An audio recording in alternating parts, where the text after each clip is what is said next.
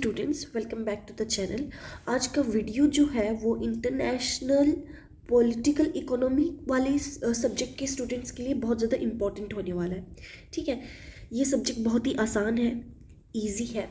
And इस video के अंदर हम इस क्वेश्चंस के 10 मेन क्वेश्चंस को डिस्कस करने वाले हैं। ठीक है, ये 10 क्वेश्चंस कोई रैंडमली पिक्ड क्वेश्चन नहीं है, ये आपके PYQs है, प्रीवियस ईयर क्वेश्चंस हैं जो over the years bar bar repeat हुए हैं। ठीक है, तो ये 10 क्वेश्चंस बहुत ही ज़्यादा इंपॉर्टेंट है। इनका आपके एग्ज़ाम के अंदर आना 80 to 90% पॉसिबल है। और अगर आप 10 क्वेश्चंस को अच्छे से देख भी लोगे तो इतना ही आपका सिलेबस भी कंप्लीट हो जाएगा। ठीक है, क्योंकि वही चीज़ें बार बार रिपीट करके पूछी गई है। तो आपके एक स्पेशल कॉम्बो ऑफ़र है आपके अंदर, मैं इस वीडियो के अंदर मैं प्रोवाइड करने वाली हूँ। वो ऑफ़र क्या रहेगा, यू नो द ड्रिल। आप बहुत अच्छे से जानते हो कि जब आप एक नोट को परचेज़ करना चाहते हो तो आपको जो है एक स्टूडेंट फ्रेंडली अमाउंट 45 रुपीज़ पे करना पड़ता है। जब आप एक से ज़्यादा नोट्स खरीदते हो तो आपको पर नोट 40 रुपीज़ पे करना पड़ता है, जब आप एक से ज़्यादा वो जो है परचेज़ करते हो। लेकिन जब आप एक डायरेक्ट कॉम्बो खरीदते हो 6 से 7 सब्जेक्ट्स का, तो जब आप 6 नोट्स खरीदोगे तो 5 का आप पे करोगे, एक आपको फ्री ऑफ कॉस्ट मिलेगा। और जब 7 का खरीदोगे तो 6 का पे करोगे और एक आपको फ्री ऑफ कॉस्ट मिलेगा। लेकिन अगर आपको बिल्कुल भी पैसा पे नहीं करना है और फिर भी आपको नोट्स चाहिए, तो इस वीडियो के दौरान मैं आपसे गिव अवे ऑफर के अकॉर्डिंग 3 क्वेश्चंस पूछने वाली हूँ। ठीक है, इन 3 क्वेश्चंस का जो भी कमेंट सेक्शन में सही जवाब देगा और सबसे पहले जवाब देगा, स्पीड मैटर करती है। ठीक है, तो जो सबसे पहले और सबसे सही जवाब देगा उसको ये नोट्स फ्री ऑफ कॉस्ट मिलने वाले हैं। लेकिन कंडीशन क्या रहेगी कि सिर्फ 3 ही स्टूडेंट्स को ये नोट्स फ्री ऑफ कॉस्ट मिलेंगे। सिर्फ 3 लकी स्टूडेंट्स को ये दिया जाएगा, आप भी उनमें से एक हो सकते हैं। विनर्स को अनाउंस किया जाएगा टेलीग्राम एंड व्हाट्सएप चैनल पर। आप वहाँ पे जाके रिजल्ट्स देख सकते हैं किस किस को ये नोट्स फ्री ऑफ कॉस्ट मिलेंगे। बिना टाइम वेस्ट करते हुए अब हम पढ़ना स्टार्ट करते हैं। ठीक है, चैप्टर बहुत लेसन बहुत क्वेश्चंस बहुत ही ज़्यादा आसान है, सब्जेक्ट बहुत ही ज़्यादा आसान है। ठीक है, तो शुरू करते हैं। क्वेश्चन नंबर फर्स्ट क्या पूछ रहा है, international political economy is the study of interrelationship between economics and politics in the of the world system. Explain. अंतरराष्ट्रीय राजनीतिक अर्थव्यवस्था विश्व क्षेत्र में अर्थशास्त्र और राजनीति के परस्पर प्रभाव का अध्ययन है। ठीक है, तो दूसरा क्वेश्चन क्या कहता है, differentiate between political economy and explain it's origins and significance. Introduction से हम शुरुआत करेंगे। ठीक है, इंट्रोडक्शन में आप क्या लिखोगे कि आप क्वेश्चन के अंदर क्या एक्सप्लेन करोगे। ठीक है, क्वेश्चन के अंदर आप क्या चीज़ एक्सप्लेन करोगे ये आप जो है इंट्रोडक्शन के अंदर लिखते हैं। ठीक है, तो मैं आपको डायरेक्ट बॉडी से समझाना स्टार्ट करती हूँ। ठीक है, मेन बॉडी पे आते हैं। Concept of international political economy, अंतर्राष्ट्रीय राजनीतिक अर्थव्यवस्था की संकल्पना कैसे होती है, क्या करना होता है। देखो, international political economy is the field of study that examines how political power, economic interest and institution and policies influence global trade. Economy का क्या मतलब होता है, बहुत बार आपने ये वर्ड सुना होगा कि इकोनॉमी की जो इकोनॉमिक पावर घटती जा रही है, इकोनॉमिक रेट्स हमारे घटते जा रहे हैं। इसका मतलब क्या होता है, इकोनॉमी होता है overall development of a country. ठीक है, overall development of a country is called economy. तो इकोनॉमिक इंटरेस्ट का क्या मतलब है, पूरे देश के हित को लेकर होने वाले जो निर्णय होते हैं, जो डिसीजंस होते हैं। ठीक है, तो इंटरनेशनल पॉलिटिकल इकोनॉमी क्या होता है, ये एक स्टडी होती है जो एग्जामिन करती है कि political power, economic interest, institution and policies ये कैसे इन्फ्लुएंस करती है ग्लोबल ट्रेड को, कमोडिटी एक्सचेंज को and production, currency, capital flow and labour mobility. ये जो है डिसाइड करता है कि आपकी करेंसी किस बेसिस पे जाएगी, कमोडिटी एक्सचेंज कितना हो रहा है, ग्लोबल ट्रेड आप कितना कर पा रहे हो। ये सब करते करते अपनी पॉलिटिकल पावर, इकोनॉमिक इंटरेस्ट को मेंटेन करते हुए। ठीक है, in simple terms this study answers questions like who controls the world's resources, why they do and who benefits and losses. इसका एक सिंपल मतलब ये होता है कि दुनिया के अंदर जो रिसोर्सेज हैं उनको कंट्रोल कौन कर रहा है, ठीक है, क्यों कर रहे हैं और उसका फ़ायदा क्या है।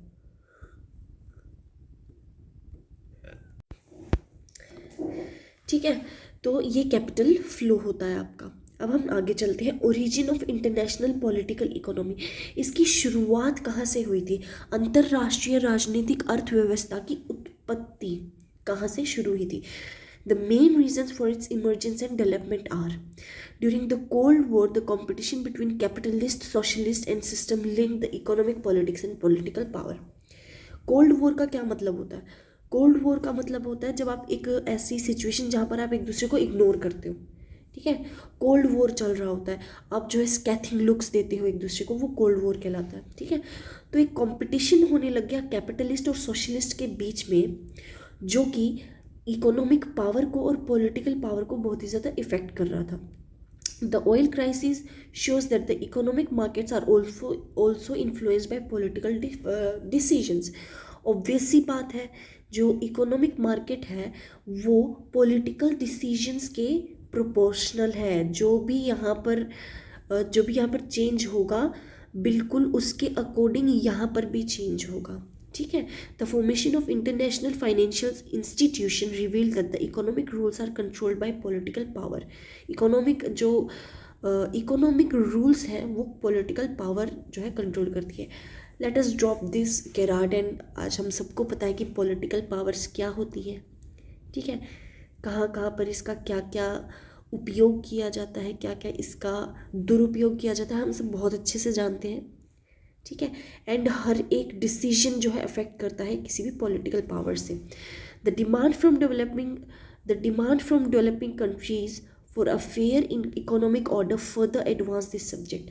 क्योंकि जो भी कंपनीज थी, जो भी कंट्रीज थी जो डेवलप हो रही थी, वहाँ पर रिसोर्सेज की ज़रूरत थी और इसकी वजह से ये सब्जेक्ट बहुत ही ज़्यादा प्रोमिनेंटली आगे आने लग गया।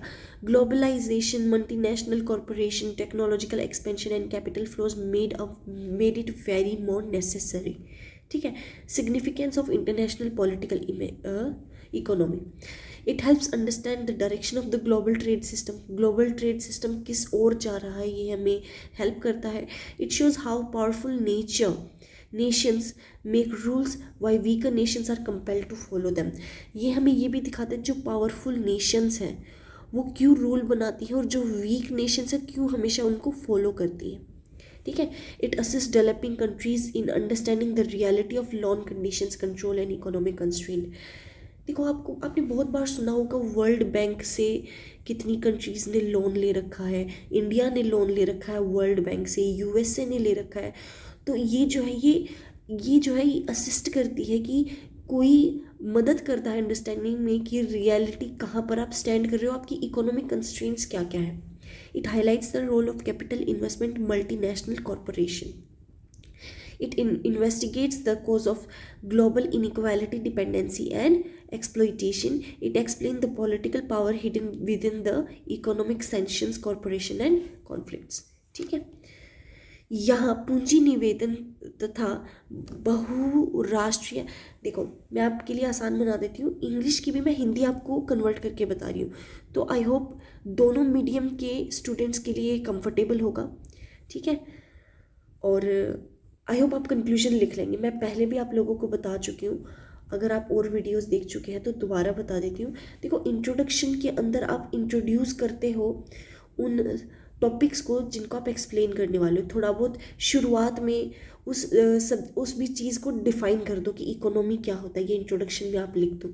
कंक्लूजन में लिखते हो, आप क्या लिखते हो, सार लिखते हो कि आपने क्या क्या यहाँ पर डिफ़ाइन किया है। ठीक है, कंक्लूजन में आप वो लिखते हो, तो कंक्लूजन आई होप आप लिख लेंगे, very easy. Explain the main tenets of economic nationalism in the context of international political economy and provide critical analysis। अंतर्राष्ट्रीय राजनीतिक अर्थव्यवस्था के संदर्भ में आर्थिक राष्ट्रवाद की प्रमुख मान्यताओं की व्याख्या और आलोचनात्मक विश्लेषण कीजिए। What is the economic nationalism? Explain its origin and major components। आर्थिक राष्ट्रवाद क्या है, इसकी उत्पत्ति तथा प्रमुख घटकों की विवेचना कीजिए। देखो, इकोनॉमिक नेशनलिज्म क्या होता है और इसकी ओरिजिन और मेजर कंपोनेंट्स क्या है। मेन बॉडी से स्टार्ट करते हैं। इकोनॉमिक नेशनलिज्म का मतलब होता है a nation should independently manage it's economic policy. Economic policy एक नेशन को अपनी खुद ही डिसाइड करनी चाहिए, ठीक है। It should protect domestic production, industries and resources. इसको जो है अपनी डोमेस्टिक प्रोडक्शन इंडस्ट्रीज़ को बचाना चाहिए, ठीक है। पहले इंडिया क्या था, इंडिया जो है सबसे बड़ा कंज्यूमर कंट्री है। यहाँ पर आपको कंज्यूमर्स बहुत ज़्यादा मिल जाएंगे, प्रोड्यूसर्स बहुत कम है। इसीलिए मेड इन इंडिया ये हमारा एक कैंपेन चला जिसको आज भी जो हमारी सरकार वो बहुत ज़्यादा प्रमोट कर रही है, ठीक है। तो उसका मेन रीज़न यही है। Dependence on external power should B minimised. दूसरी कंट्री के प्रोडक्ट्स के ऊपर आपका जो एक तरह से आपका जो है आप लायबल हो गए उनके लिए, आप एक जिम्मेदारी बन गए हैं। उस जिम्मेदारी को हटाना पड़ेगा, आपको खुद से वो चीज़ें करनी पड़ेंगी। Political power should be enhanced through economic strength. Economic strength की मदद से आप पॉलिटिकल पावर को करेंगे। In simple terms the goal of national economic policy should be national interest, self reliance and balance of power. Origin of economic nationalism. Origin, इसकी शुरुआत कहाँ से हुई थी। The emergence of economic nationalism, अच्छा, during European industrialization nation adopted protectionist policies to safeguard domestic industries। European industrialisation जब चल रहा था तो नेशंस ने एक ये प्रोटेक्शनिस्ट जो है पॉलिसीज़ को किया ताकि वो अपनी डोमेस्टिक इंडस्ट्रीज़ को बचा सकें। Colonial competition made the economic power a means to build emperors. Wars demonstrated the economic weakness lead to the political defeat. जब आपकी कंट्री इकोनॉमिकली वीक हो जाती है, जब आपकी जो जनता है उसका जो जो वेल्थ रेट है वो कम हो जाता है, तो आप पॉलिटिकली भी डिफीट कर जाते हो। एक बहुत अच्छा एग्जांपल है रशिया और यूक्रेन का भी जो वॉर चला था, उससे यूक्रेन पर क्या क्या इम्पैक्ट पड़ा था, ठीक है। वो एक पॉलिटिकल डिफीट का बहुत ही अच्छा एग्जांपल है, ठीक है। Developing countries after gaining independence chose the path of self-reliant development।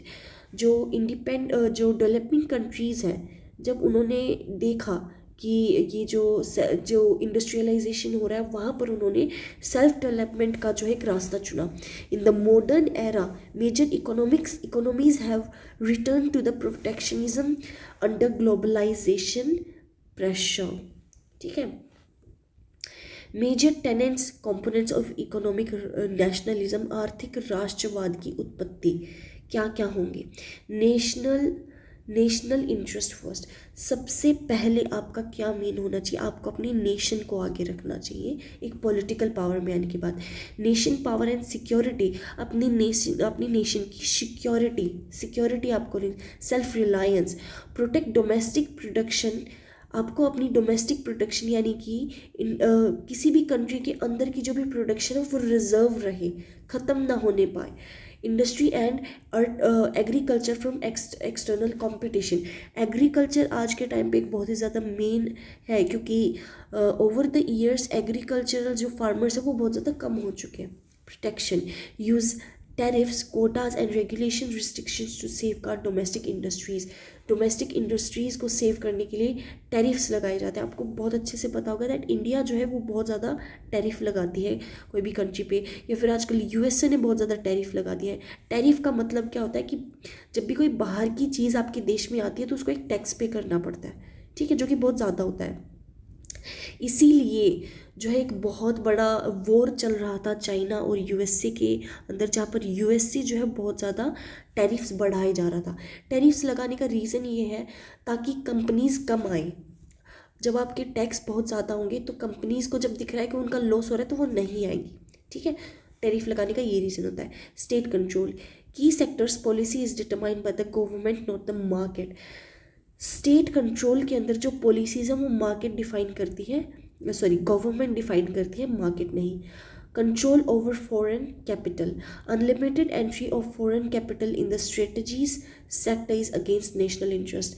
जब अनलिमिटेड कैपिटल को आप अलाउ कर देते हो तो वो एक नेशनल थ्रेट हो जाता है, ठीक है, जो कि एक बहुत ही ज़्यादा बड़ा डिसएडवांटेज है। Focus on the industrial development, main focus होना चाहिए कि आप इंडस्ट्री को डेवलप कर रहे हो, साइंस को, टेक्नोलॉजी को, प्रोडक्शन को, मेड इन इंडिया को, ठीक है। हाँ, critical analysis of economic nationalism, आर्थिक राष्ट्रवाद की प्रमुख मान्यताएं, ठीक है। पॉजिटिव एस्पेक्ट क्या रहेंगी, जो है नेसेंट इंडस्ट्रीज़ को and enables economic growth, economically हमारी जो कंट्री है वो बहुत ज़्यादा डेवलप करती है। Enhances national security and strategic capability, national security आपकी बढ़ती है। आपने बहुत जगह सुना होगा नेशनल सिक्योरिटी का मतलब क्या होता है। देखो, आप बहुत अच्छे से जानते हो, आप इंडिया के अंदर रहते हो, दैट हमारी नेबरिंग कंट्रीज़ होती हैं। जब आप इकोनॉमिकली वीक नज़र आते हो तो वो कंट्रीज़ जो है आपके ऊपर कॉन्कर करने का ट्राई करते हैं। जैसे अभी भारत और पाकिस्तान का कुछ जो है वॉर चला था, ठीक है, तो एक बहुत बड़ा रीज़न है, इसीलिए जो है नेशनल सिक्योरिटी यहाँ पर रखी जाती है ताकि हमें प्रोटेक्ट किया जा सके। Provide stability in times of crisis through economic self reliances, जब भी आपकी जो है क्राइसिस आते हैं इकोनॉमिकली, तब आपकी जो खुद की इंडस्ट्री है वो आपको बहुत ज़्यादा मदद करती है। Helps prevent global exploitation and dependency, जब आपके पास खुद वो रिसोर्सेज अवेलेबल है तो आप किसी दूसरे पर्सन पर डिपेंडेंट नहीं होंगे और वहाँ से आपका जो एक्सप्लॉयटेशन है वो कम होगा। नेगेटिव एस्पेक्ट्स क्या रहते हैं, ठीक है, आर्थिक राष्ट्रवाद के आलोचनात्मक विशेषण क्या रहते हैं। Excessive protectionism reduces competition and increases prices, जब आपके पास कंपटीशन नहीं होता तो आप प्राइसेस ऑब्वियसली बढ़ेगा, ठीक है, क्योंकि कंपटीशन नहीं है। लिमिटिंग फॉरेन कैपिटल में स्लो टेक्निकल प्रोग्रेस, क्योंकि अगर आप बहुत ज़्यादा ही लिमिटेड कर देंगे तो टेक्निकल जो प्रोग्रेस है वो हमारी बहुत ही ज़्यादा स्लो हो जाएगी। सेल्फ रिलायंस में sometimes lead to the economic isolation and backwardness, जब आप बहुत ही ज़्यादा खुद के ऊपर रिलायंट हो जाते हैं तो आप जो है इकोनॉमिक आइसोलेशन में आ जाते हैं, ठीक है, और फिर आप बैकवर्ड चले जाते हैं। तो nationalist economic policies can trigger trade wars, tariff disputes and potential tensions, ठीक है, political tensions. In the age of globalisation complete control is no longer feasible, आज के ग्लोबलाइजेशन के ज़माने में कंप्लीट कंट्रोल नहीं है किसी का भी किसी चीज़ पे, ठीक है। थर्ड क्वेश्चन पे चलते हैं। Critically evaluate the liberal approach to the international political economy. How does it differ from the Marxist perspective? Explain the emergence and characteristics of liberalism in the international political economy. अंतर्राष्ट्रीय राजनीति अर्थव्यवस्था के उदारवाद के उदय एवं इसकी विशेषताएं की व्याख्या कीजिए, ठीक है। हमसे पूछा क्या गया है, हमसे यह पूछा गया है कि explain the emergencies and characteristics of liberal international policy of economy, political economy. सबसे पहले हम मतलब जानेंगे कि लिबरल अप्रोच का मतलब क्या होता है। कॉपरेशन एंड इंटरडिपेंडेंस, कोई भी दो कंट्री है, ठीक है, कोई भी दो कंट्री है, वो एक दूसरे के साथ कोऑपरेट कर रही हैं, एक दूसरे की बात मान रही है और एक दूसरे पर इंटरडिपेंड है। अगर यहाँ पर इसके पास पानी है तो इसके पास एयर है, तो ये एक दूसरे पे क्या कर रहे हैं, एक दूसरे पे इंटरडिपेंड कर रहे हैं, ठीक है। तो कोऑपरेशन होना बहुत ज़रूरी है। Importance of global institutional, international organisations help resolve dispute peacefully.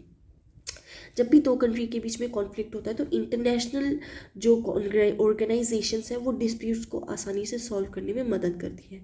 Harmony between individual and national interest, both economic gains and developments are prioritized. Less focus and power balance. Institutional cooperation and rules are more significant than the state power and the military capability. Emergencies and characteristics of liberalism. अब इसकी emergencies क्या है और इसके characteristics क्या क्या हैं। Emergence.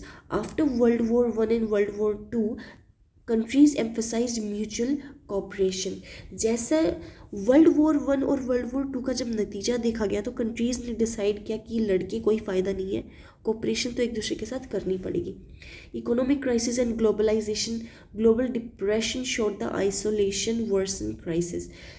जब इकोनॉमिक क्राइसिस आ गई और ग्लोबल डिप्रेशन हो गया तो उनको पता चला कि आइसोलेशन कितना वर्स हो सकता है। Institutions like unison, global bank and regulatory commissions were established. Characteristics क्या क्या है? Emphasis on the shared interest, starts cooperation for benefits and development, not just power. Cooperation एक दूसरे की मदद के लिए तो डेवलपमेंट के लिए की जाती है, सिर्फ पावर के लिए नहीं की जाती है। Board economic cooperation, economic rates, investment और टेक्नोलॉजिकल एक्सचेंज भी बहुत ज़्यादा किया जाता है, जिससे एक कंट्री की ग्रोथ बहुत ज़्यादा मैटर करती है।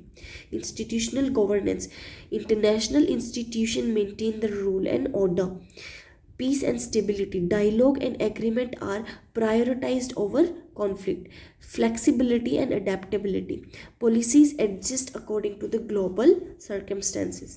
ठीक है। क्रिटिकल इवैल्यूएशन क्या रहेगी? पॉजिटिव एस्पेक्ट क्या रहती है? Cooperation and interdependence promote peace, global institution helps manage the economic disputes. Global institution करता है, ये चीज़ आपने ध्यान रखनी है। और कोऑपरेशन जो है वो एक दूसरे पर इंटरडिपेंडेंस क्यों रहती है, क्यों रखें? ताकि पीस बनी रह सके, वर्ल्ड वॉर 3 ना हो। ठीक है।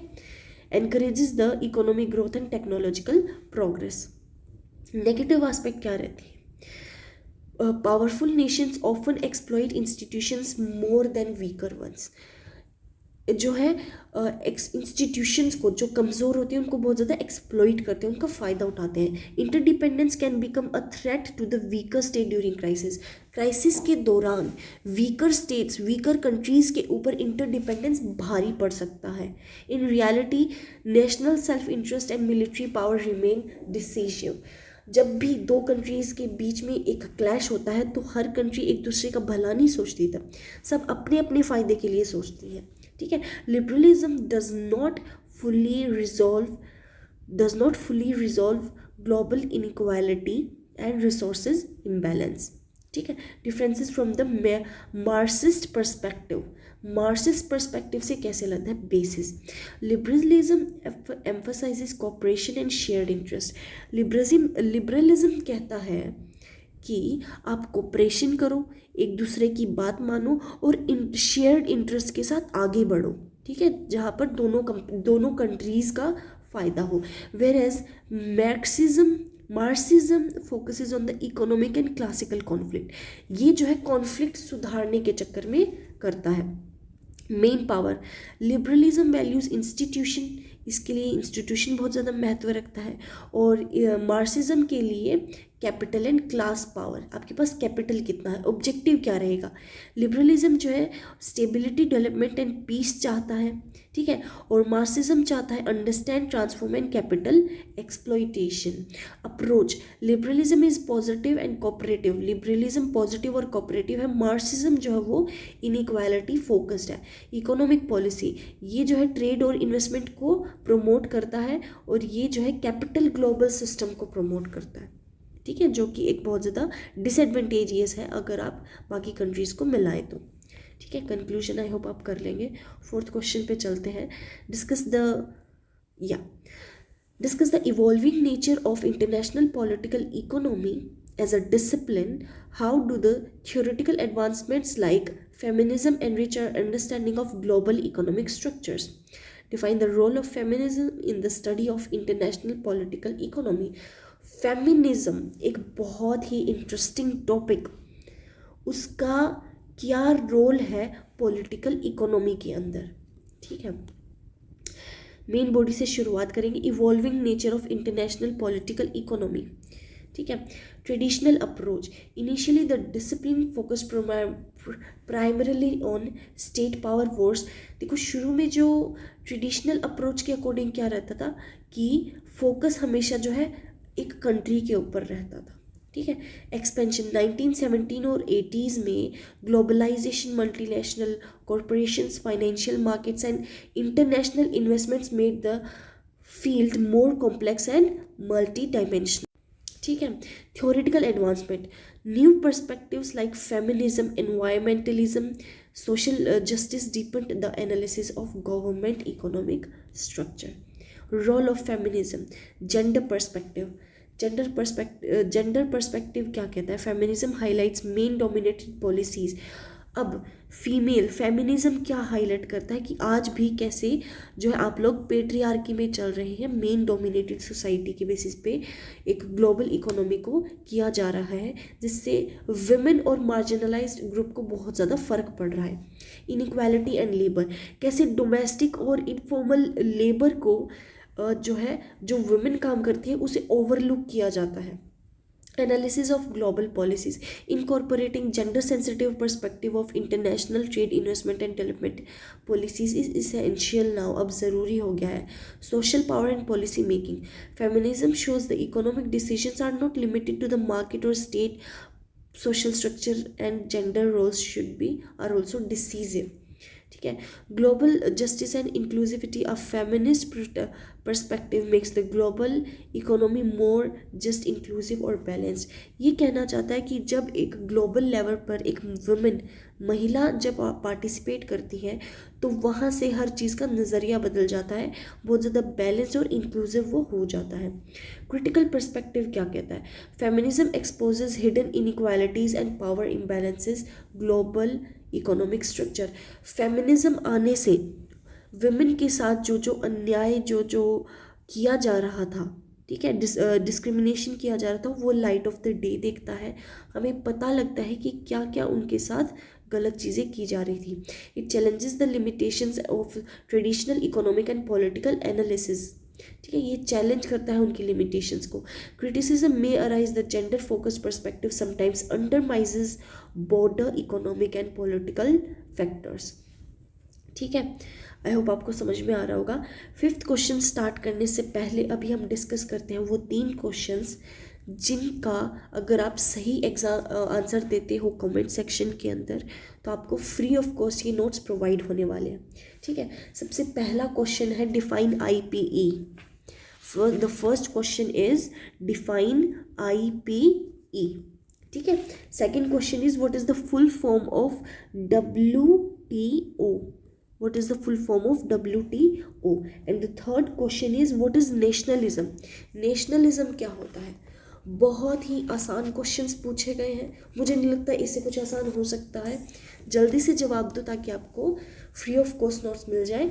एंड व्हाट्सएप चैनल और टेलीग्राम पे आपको चेक करना है रिजल्ट. ठीक है, 5th क्वेश्चन पे बढ़ते हैं.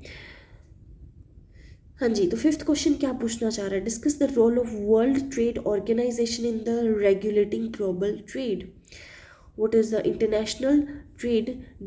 Discuss its origin, development, globalisation and explain its impact and global trade. Introduction में हम क्या लिखेंगे ये हम देखते हैं. Main body, international trade and globalisation. International trade क्या होता है?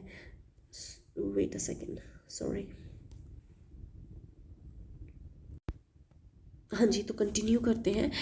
Origin and development of globalisation, sorry international trade से हम शुरू करते हैं. ठीक है. It is the exchange of good services, technical knowledge and capital among Nations. International trade का क्या मतलब होता है कि आप अपनी चीज़ों को एक्सचेंज करते हो, जो भी आप ऑफर कर सकते हो. It enable countries to utilise their comparative advantages. Origin and development of globalisation. 19th century के अंदर इंडस्ट्रियलाइजेशन एंड कॉलोनियलिज्म को ग्लोबल ट्रेड के अंदर लाया गया. ये याद रखना है आपने. 19th सेंचुरी के अंदर 20th century after 2 world wars and the economic crisis, international cooperation and global financial institutions developed. दोनों वर्ल्ड वॉर होने के बाद जब सभी कंट्रीज़ को अपनी अपनी लिमिटेशंस का पता चल गया, तब उन्होंने डिसाइड किया कि अब हम जो है फाइनेंशियल इंस्टीट्यूशन को आगे बढ़ाएंगे. पोस्ट 1990 के बाद क्या हुआ? Technological revolution, information technology and free trade policies are accelerated in globalisation. ठीक है. अब हम चलते हैं impact of globalisation in global trade. Global trade के ऊपर ग्लोबलाइजेशन का ही क्या असर पड़ा था? इंक्रीज इन ट्रेड ज़्यादा बढ़ गया, हमारी इन्वेस्टमेंट ज़्यादा फ्लो करने लग गई। Greater role of multinational corporation and the foreign capital, development of global networks for the production and distribution and marketing.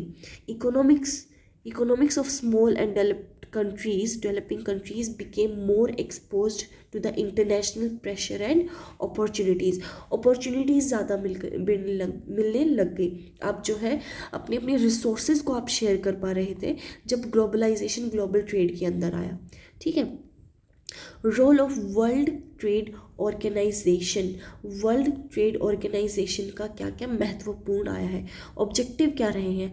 To organise and make global trade fair and efficient, to resolve trade disputes among the member countries, to establish rules for free and fair trade. Key functions क्या रहेंगे? Formulating rules and agreement and ensuring the compliance. इसके लिए rules और agreement बनाए गए हैं और उनको comply किया जाए इसके लिए भी make sure किया गया है. Controlling the trade conflict through the dispute settlement mechanism. Monitoring trade and the advising member countries or economic reforms.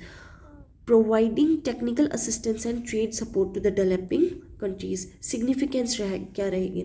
Ensuring rules and transparency in the global trade. यहाँ पर countries एक दूसरे पे trust कर रही हैं तो transparency होना बहुत ज़रूरी है.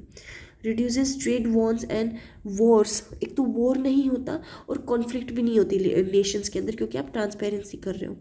Contributes to the global economic growth. Economically आपकी country जो है वो बढ़ रही है, economic worth आपकी बढ़ रही है. ठीक है. Question number 6 क्या पूछ रहा है? विदेश मुद्रा क्या है, इसकी विभिन्न प्रणालियों को विस्तार से समझाइए. Globalisation has deepen regional economic inequalities. Discuss the statement with reference to the specific case studies. What is foreign trade, foreign exchange, explain its value system in detail. चलो भाई पढ़ते हैं.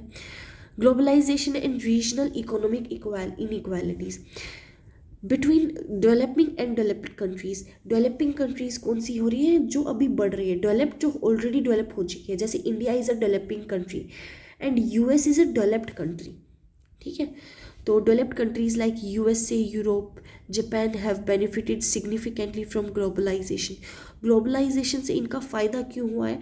क्योंकि ये ऑलरेडी डेवलप्ड कंट्री है और ये जो है अपनी जो है सामान को, अपनी प्रोडक्ट्स को जो है वो ग्लोबली बांट सकती हैं जहाँ से उनको प्रॉफिट आएगा.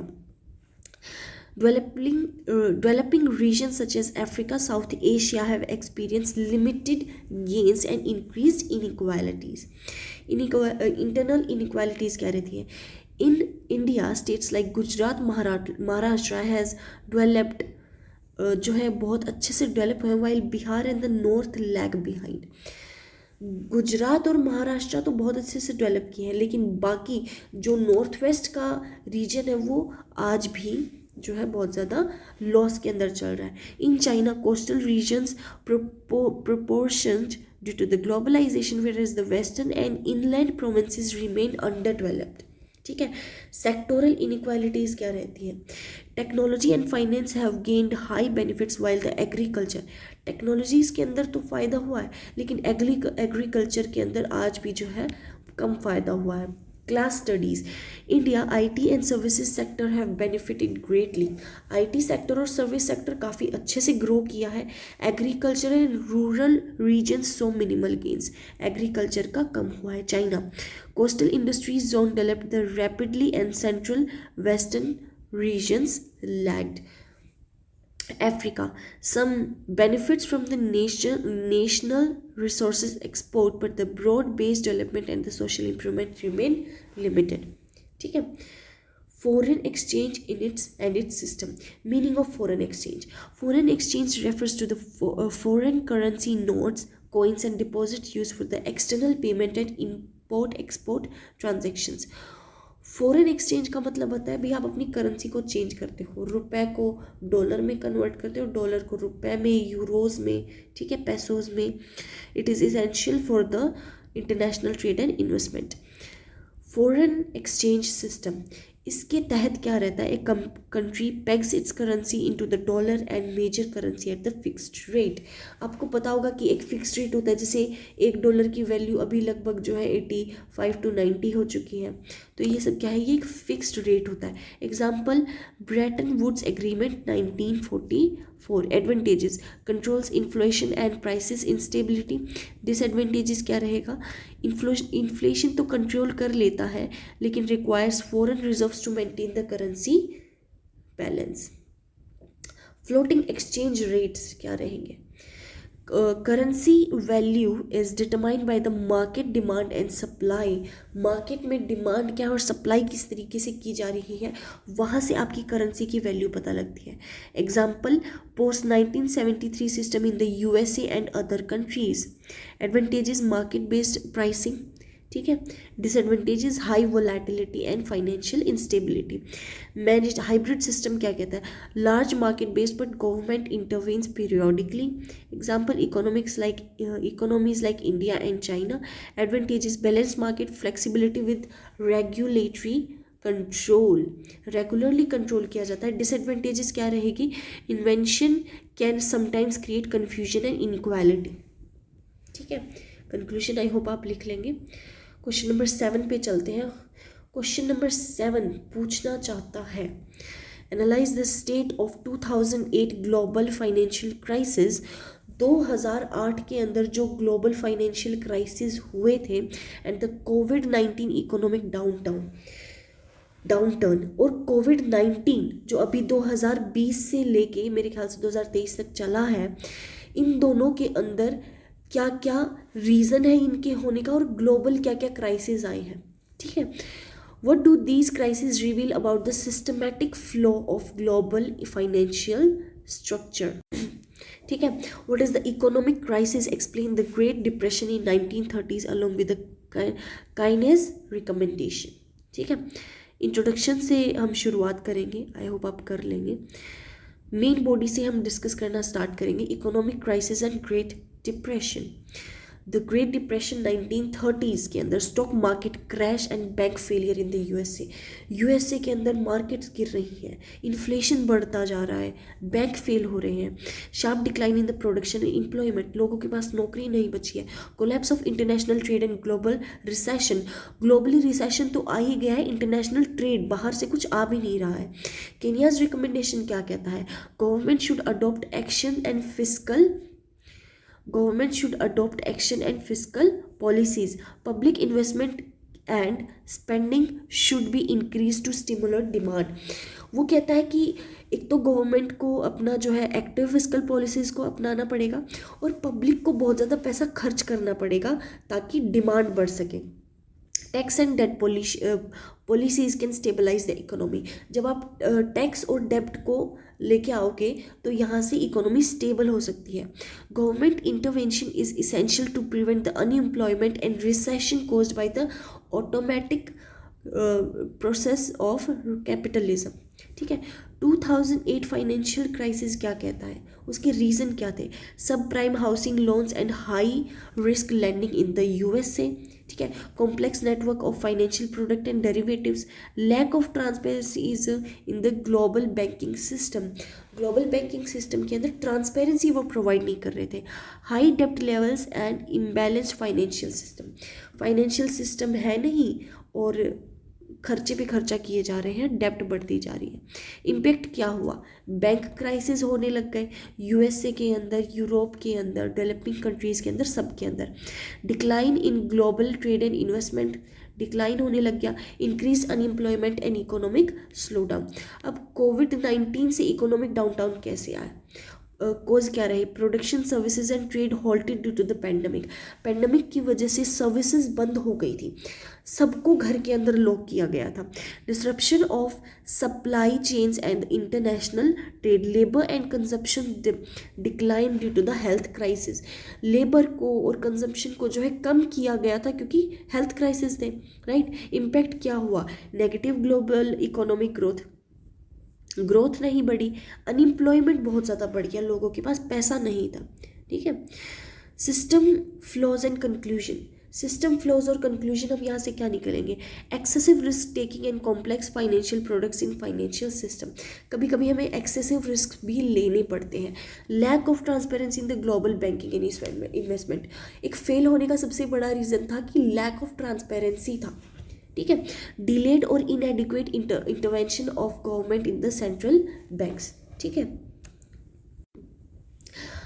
High global economic interdependence and causing crisis in one country to spread internationally। अब क्योंकि कंट्रीज़ एक दूसरे पर इतनी ज़्यादा इंटरडिपेंडेंट होती थी कि अगर एक कंट्री में ग्लोबल क्राइसिस चल रहा है तो किसी ना किसी रीज़न से सबके अंदर वो चीज़ फैल जाती थी। These crisis indicate that the global financial structure is sensitive, बहुत ही ज़्यादा सेंसिटिव है, सिस्टमेटिक वीकनेस है इसके अंदर, तो बेटर मॉनिटरिंग और रेगुलेशन चाहिए होगा इसको वापस इकोनॉमिकली स्टेबल बनाने के लिए, ठीक है। क्वेश्चन नंबर 8 पर आते हैं। 8वां सवाल ये पूछना चाहता है, explain the concept of global economic governance, what challenges do the international financial institutions face in the 21st century, name the global financial institution and describe the role of World Bank. World Bank का क्या role है? विश्वसनीय वित्तीय संस्थानों का उल्लेख कीजिए और विश्व बैंक की भूमिकाओं का वर्णन कीजिए, ठीक है। तो मेन बॉडी से हम शुरुआत करेंगे। Concept of global economic governance, it is a collective institution based system that regulates global trade, finance and investment. ये एक ऐसा इंस्टीट्यूशन है जो रेगुलेट करेगा कि ग्लोबल ट्रेड कितना हो रहा है, कितना फ़ायदा हो रहा है, फाइनेंस के अंदर उससे क्या क्या बेनिफिट हो रहा है और इन्वेस्टमेंट कितनी हो रही है। Its objective are to ensure financial stability चाहिए, प्रमोट ग्लोबल डेवलपमेंट चाहिए and reduce inequalities. Key elements of global economic governance क्या होते हैं? IMF, World Bank and WTO, ये सबसे मेन इंस्टीट्यूशंस हैं। Multilateral agreement, policies and cooperation and monitoring among the member countries. International financial institution and their roles, ठीक है। और यहाँ पर हम आते हैं अंतर्राष्ट्रीय वित्तीय संस्थानों और उनकी भूमिकाएं। वर्ल्ड बैंक का रोल क्या रहेगा? वर्ल्ड बैंक का रोल होता है to provide financial aid, technic assistance and loans for the develop project of developing countries की जब एक पूरे देश को डेवलप करने के लिए जो भी कैपिटल लगती है, जो भी लोन्स चाहिए होता है, वो वर्ल्ड बैंक प्रोवाइड करता है और साथ साथ वो टेक्निकल असिस्टेंस एंड रिसोर्सेज भी प्रोवाइड करता है, ठीक है। एक कंट्री को डेवलप करने के लिए मुझे लगता है कुछ 700-800 करोड़ कुछ ऐसी कैपिटल लगती है, तो कोई छोटी मोटी कैपिटल नहीं है जो आप विद इन कंट्री आप ला सकते हो। इतनी कैपिटल जो कि आप वर्ल्ड बैंक से ही प्राप्त कर सकते हैं, ठीक है। की फंक्शंस क्या होते हैं? डेवलपिंग ऑफ इंफ्रास्ट्रक्चर, सबसे ज़्यादा रोड, एनर्जी, वाटर सप्लाई, इन सब के लिए इसका यूज़ होता है। इन्वेस्टमेंट इन एजुकेशन, हेल्थ और सोशल डेवलपमेंट के लिए, हेल्थ के लिए, एजुकेशन के लिए। Promoting economic reforms in the developing countries through loans and grants. Policy advice for the global development, ठीक है। इंटरनेशनल मॉनेटरी फंड IMF, अंतर्राष्ट्रीय मुद्रा कोष, ये क्या करता है? Ensure stability, currency stability and addresses foreign exchange crisis and corrects economic imbalance. Economic imbalance जो चल रहा है उसको जो है बैलेंस करता है। Provides technical and financial assistance to the membering countries, ठीक है।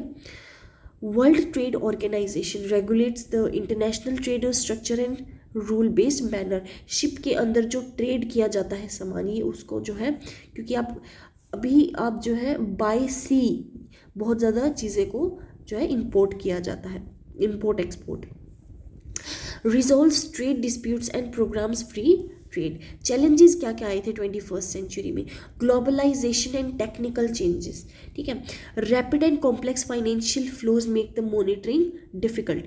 Financial inequality and development gaps, growing disparities between the develop and developing countries, developed और डेवलपिंग कंट्रीज के बीच में बहुत ज़्यादा डिसएग्रीमेंट्स होने लग गए थे, ठीक है। Global crisis and recessions, pandemics, oil shocks और ये सब फाइनेंशियल इंस्टेबिलिटी 2008 में बहुत ही बड़ा क्राइसिस था। Multipolarity and political pressure, powerful nations can influence decisions to their advantage. Environment and sustainable development, climate change, green investment and social responsibility issues, ठीक है। ये फिर अब हम, हाँ जी, तो 9th क्वेश्चन अब हम डिस्कस करते हैं। 9th क्वेश्चन क्या पूछ रहा है? Analyse the rise of cyber economy and implications of for global power dynamic. How has information and communication technology reshaped international economic relations? Discuss the emergence and development of the digital economy and its impact. Cyber digital अर्थव्यवस्था का उद्भव एवं विकास, इसके परिणामों का चर्चा करें। Main body से हम शुरुआत करेंगे। Rise and development of cyber economy, cyber economy का क्या सबसे बड़ा इम्पैक्ट आया है? इमरजेंस, ये शुरू हुआ था 1990s में with the proliferation of the internet and mobile technologies. Internet और मोबाइल टेक्नोलॉजीज़ जैसे ही आना स्टार्ट हुई, वहाँ से इस चीज़ का इमरजेंस हुआ था। Rapid growth of e commerce, digital payments, online services, global dominance of multinational companies like Amazon, Google and Alibaba. Amazon, Google और अलीबाबा का जो ग्रोथ है, वहाँ से ये चीज़ें शुरू हुई थी। डेवलपमेंट इसकी कैसे हुई? Digital banking, cryptocurrencies, on investment, globalise the financial transactions. Cryptocurrencies का आना, ऑनलाइन इन्वेस्टमेंट्स होना, ये बहुत ज़्यादा बड़ा फैक्टर है। Data information technological innovations and became the central national economic and potential political strength. Digital infrastructure transformed production and services in the global supply chains. Implications for the government power dynamics. Implications क्या कह रही? Data and information power. Countries and companies जो है control the data, increased global influence, ठीक है। New economic inequalities, nations with access to the digital technologies gain advantages while the developing countries risk falling behind. जिनके पास access था उनका तो फ़ायदा हो रहा था, लेकिन जो डेवलपिंग कंट्रीज थी वो पीछे रह जा रही थी, तो उनसे उनका नुकसान हो रहा था। Security and cyber warfare. अब सिक्योरिटी तो आपको पता है कि आजकल साइबर फ्रॉड कितने ज़्यादा होते हैं, तो वहाँ से इस चीज़ की शुरुआत हुई। ग्लोबल कंपटीशन, ग्लोबली अब ये जो है कंपटीशन भी स्टार्ट हो गया। आप देख सकते हो क्रिप्टो करेंसी को लेकर कितने ज़्यादा कॉम्पिटिशन्स आज के टाइम पे आ रहे हैं, ठीक है। Impact of ICT on the international economic relations, ICT का अंतर्राष्ट्रीय आर्थिक संबंधों पर प्रभाव। स्पीड ऑफ इंफॉर्मेशन, जो decisions in global investment, trade and markets are made faster. अब बहुत ज़्यादा जल्दी डिसाइड करना पड़ता है। Online trade and financial transactions, online trade और फाइनेंशियल ट्रांजैक्शंस का भी बहुत ज़्यादा जो है स्मूथ हो गई है और बहुत ज़्यादा जल्दी हो गई है। Networking of production and services, technology and digital services play a crucial role in the global support chain.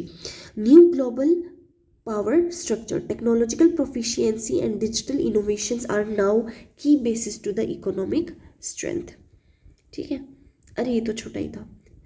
10th question पे चलते हैं। Write brief notes on the following. क्षेत्रीय वित्तीय संस्थान, regional financial institutions, structuralist nature of political economy, राजनीतिक अर्थव्यवस्था की प्रकृति, संचारनावाद, Bretton Woods system, Bretton wood का system, regional financial institution. Regional financial institution क्या कहता है?